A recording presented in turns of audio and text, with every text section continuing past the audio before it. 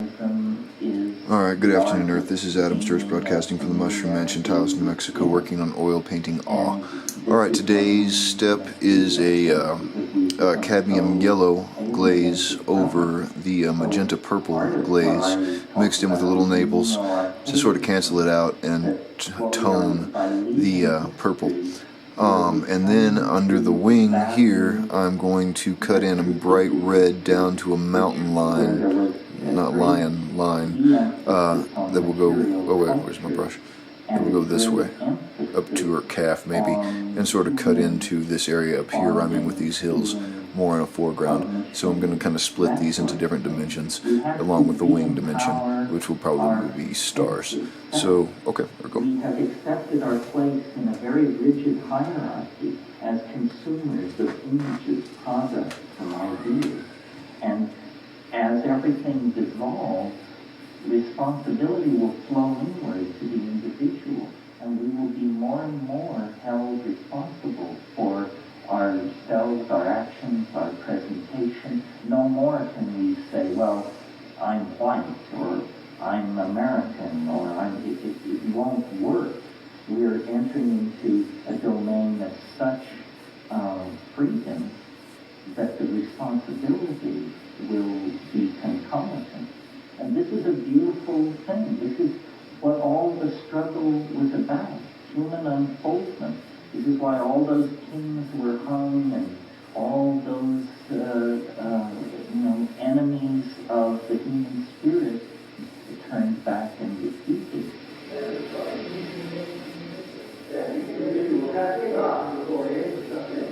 So each individual must die to be collective, reborn to the collectivity. That sounds right. That sounds right. Yes. Well, somehow the modalities of both must be preserved in a higher union. This is the union of opposites, the coincidentia oppositorum that Jung and alchemy is all about. Well, I really see, now that we're on to this metaphor, what I've really been saying here this evening is that history is an alchemical process. This novelty that I'm talking about being conserved, we might as well have been talking about the Sophic waters or something. History is the act of calling into existence the perfect tool, which is discovered to be the self itself. In a sense, what history is a process of turning ourselves inside out, so that the soul becomes visibly manifest in three-dimensional space, and the body becomes an object freely commanded in the imagination. The patristic father Justinian taught that the resurrection body would be spiritual, just to the joy of heathen controversialists, I might add, because it made him so open to attack. But it's an incredibly modern anticipation of ourselves going into a kind of quasi-union with our technology. What is it Yeats says in Sailing to Byzantium, the part about how I would be a thing of gold, and once out of nature I would be a thing of gold enameling, set upon a branch to sing of what has been and what will be.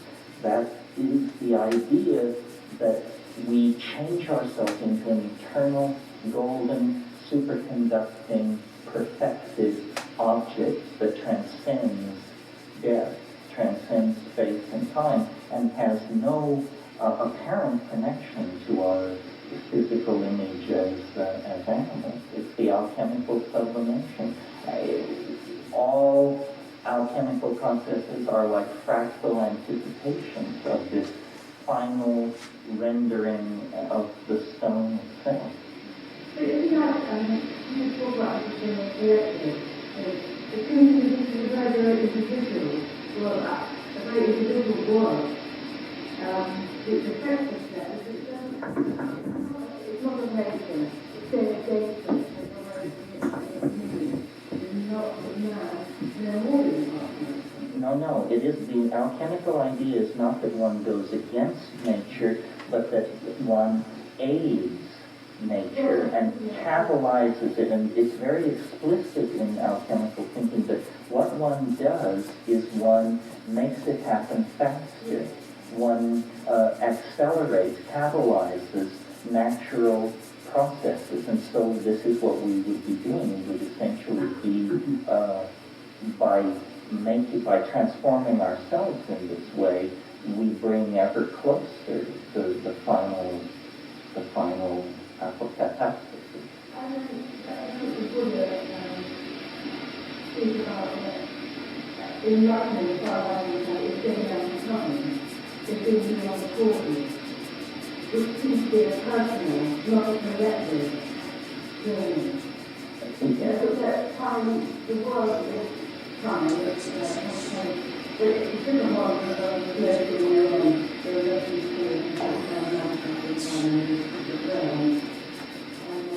Well, no, that...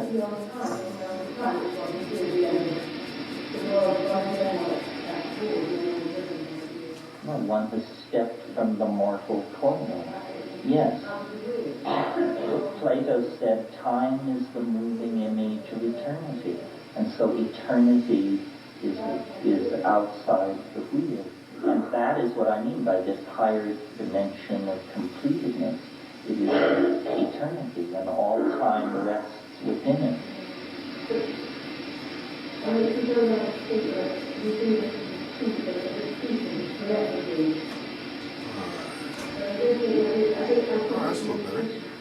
Well, Starting to get on if some it form now. happens in the individual, then it's about property of the species. Ontogeny recapitulates phylogeny and vice versa. There are only these fractal adumbrations of the transformative process on every level.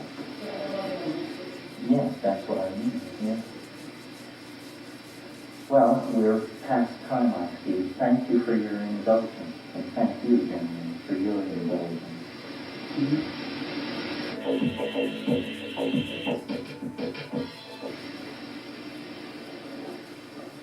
Fractals on my mind. An epic in 4 parts. Part 1, the sandy beach. The 3 boys put on their wellies. They ran down the field. They swung on the swing. They rolled down the corn circle. They came to the river. They sat on the edge, dangling their feet over the stream. "Look," said Ruth, "a sandy beach." Sure enough, they saw there was a little tiny beach of sand. Terence said, "The land reaches down into the water." And Rupert said, "No, the water reaches up into the land." Ralph said, "It's both water and sand.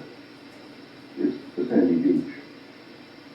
It's a fractal object." They stood then. They walked in the stream. "Look," said Terence. "It circles to the left." "No," said Rupert. "It circles to the right." "It's turbulent flow," said Ralph. "It's a mathematical object. It's chaos." On the other side of the stream, there was no beach. There was a concrete wall. It was not a fractal object. Rupert said, "It's a straight line." Terence said, "It's a Bauhaus excrescent of post-linguistic humanoids."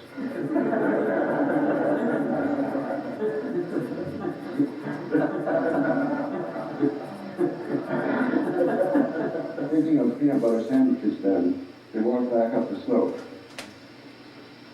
Rupert said, "Nature has given us a lesson. Nature is our teacher. We have learned about the sandy beach." The sun had set. Ralph pointed to the sky. "Look," he said. They looked and saw there was a silver stripe in the sky shining there They hadn't noticed it before. It girdled the entire celestial vault.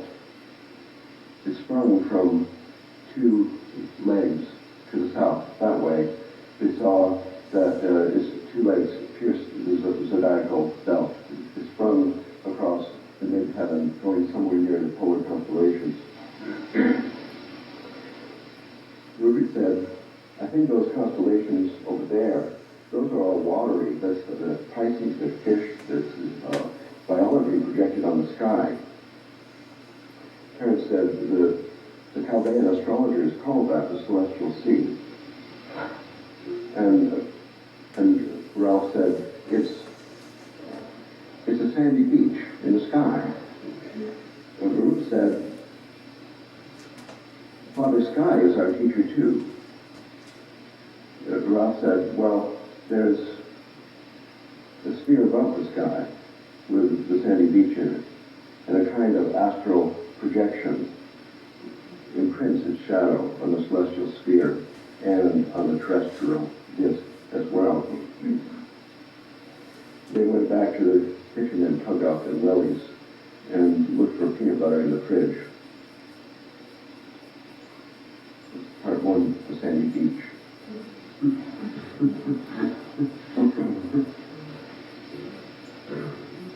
Part two is called Two Roads Diverge in the Yellow Wood.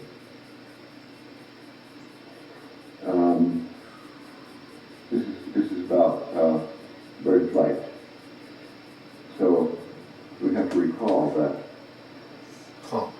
pigeons live in a loft, and the loft radiates a field throughout the atmosphere of the planet Earth, all the way around. And this is a field of intuitive flying instruction. Wherever a pigeon might be released, it can consult its intuition in its heart and see a snapshot of itself a moment later in a certain direction. And by following itself, it gets the instruction to fly in a certain direction, which, even though it's not a straight line, will eventually lead back to the loft, which is the attractor of the dynamical system or intuitive field of directions. And we'll assume this for the sake of discussion. This is the morphogenetic field of the loft. How's our time and battery? And battery's dying. Now we have to That's only 12 minutes. put ourselves in the position of My battery's running low. I'm going to need to cut this here and join in another section, and it may take me longer than another 14 minutes to do the wing, which is all the time that I have left on this memory segment anyway. So cut it in here, take two, picking up shortly after I swap batteries. Alright, take two, rolling. So now we're going to go over here to the left with some bright red and start working on the color around. And green for all the birds that ended up in a movable loft. Then we end up with this painted part red and half green. So these color regions in dynamical systems theory are called basins. Basins might be particularly important if you were of the gambling sort and were betting on a certain pigeon whether it would go to the one loft or the other. You could certainly win your bet if you knew this colored map from successive experiments with the same two lofts and flock of birds. Yes, I am talking about you. So it's important to know where the green and red regions are, and it could be all red over there, sort of toward the home loft, which is in the south, and all green over there toward the movable loft, which is in the north. But it could be much more complicated because during flight there are all these hills you have to go around, and there's certain nests of sparrowhawks that have to be avoided by a wide detour. And one possibility is that between the red and green regions, there is a sharp line, like that Bauhaus concrete wall on the other side of the river. And another possibility is that the red and green has been stirred and mixed, like the colors on this carpet, into a pattern with the boundary as a fractal object, as a sandy beach. Sandy beach in the morphogenetic field, so that the separation between the red and green, which might mean life and death, might be the red eschaton and the green eschaton, is a fractal. And that means that whatever you would be in the supposed boundary, like wherever you are on the sandy beach, if you are a pinhead, you might be either in water or on land. And even the tiniest puff of wind could blow you from land to water or vice versa. So unless it was an entirely windless day, you couldn't even predict whether you were going to end up in the home roost or the movable roost, in life or death, in the good or the bad eschaton. I think I'll leave it kind of brushy like It's the that. fractal boundary, the sandy beach, which destroys determinism. The Milky Way is, this raw oil. as a mythological object, is Chama, is the early Assyrian goddess of chaos. And her mate, Apsu, are the two branches of rivers, which is a projection of the Tigris and the Euphrates. The identification of chaos and Milky Way and Chama and indeterminacy and the creative source of all form is traditional, at least for 6,000 years. I didn't make up the fable. That's the end of part 2. Two roads diverge in the yellow wood. These two roads are the red and the green. You might as well toss a coin, because you can't get where you're going on purpose. Down at the river, and that's the homing pigeons. We're pigeons, and the eschaton is our home, Terence would say. And now let's take a deep breath. We've survived 2 lessons of mathematics without the despicable, frightening word being mentioned. And now to apply the concepts in the context of a single individual mind. So we have in mind different parts which are somehow dynamical objects, where there's a cycling about, eroding over, that repeats a pattern or follows a track for a long time until we get out of that track into another one. This could be an entire paradigm, whatever that is. Let's say a paradigm is a bunch of basins, like instead of the red and the green, we could have 100 different colors, all of them kind of mixed up fractally, like this rug. And each of these colored regions might be a group of basins, but between the basins are thicker boundaries that make it more difficult to go through, reflecting from the boundary, so that it takes a bigger perturbation in the world of thought in order to change what we could call them paradigms, or personalities, or cubby holes in the mind.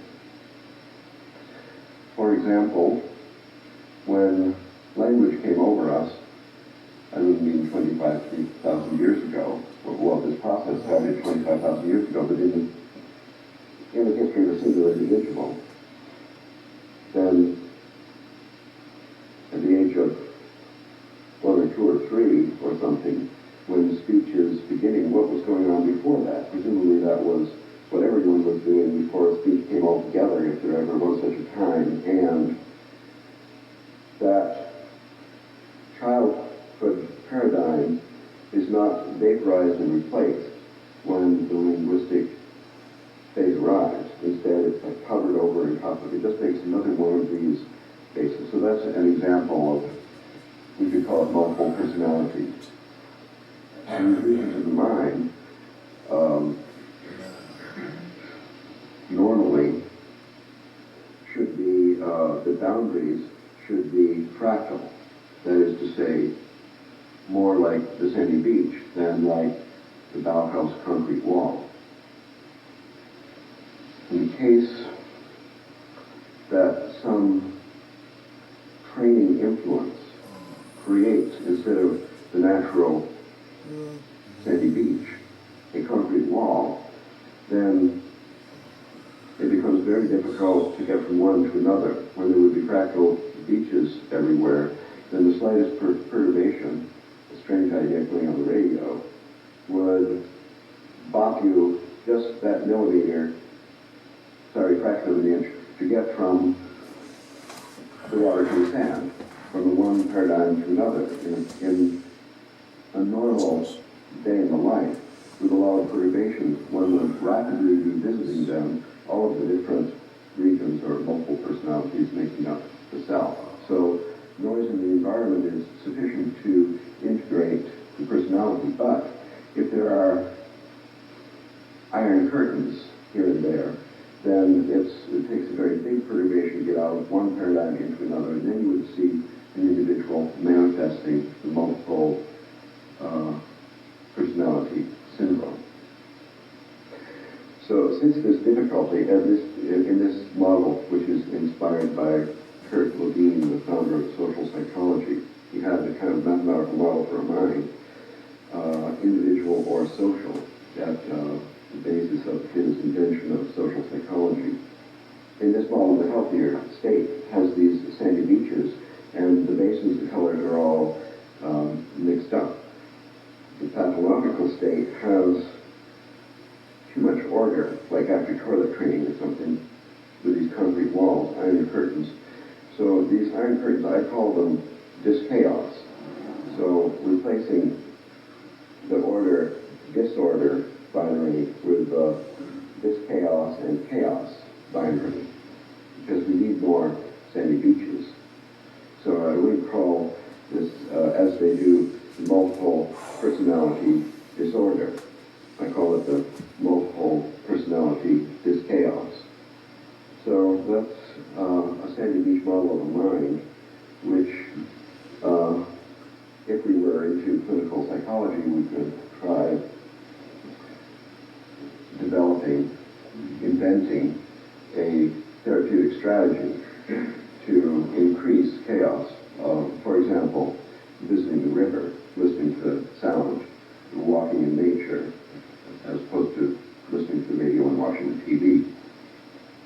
If watching TV would be good if they somehow put birdsong on there, chanting. So there are many applications of this that I won't go into now. I'll just mention a possible application we could come back to someday, just to point to some possibilities for individual psychology before I go on to the fourth and final lap of this course. And this has to do with the question, why do people believe in UFOs? Or why do people want to believe in corn circles? Or this is quite independent of whether UFOs are real or imaginary. It hardly matters, and not to put down UFOs. And why they would want to believe in God or monotheism, or there is one God, and so on. I think that the multiple personality, this chaos phenomenon is pretty universal in our culture. And there are heavily walled off regions. Walls were built at different stages in life, and the child part was sealed when there was an authoritarian, trustworthy emotional environment that had the illusion of absolute truth or something. So that part is sitting there, yearning for some validation from the outside world. Something like that would, if you wanted to try experiments, or you could write a book recommending experiments in social psychology in which the tendency of people to believe in God, you could try to affect it by playing music. Music therapy for this chaotic religious belief. And in case of success, then restore pantheism, which is really badly needed at this time. Instead of going on with applications to fractals in the individual mind,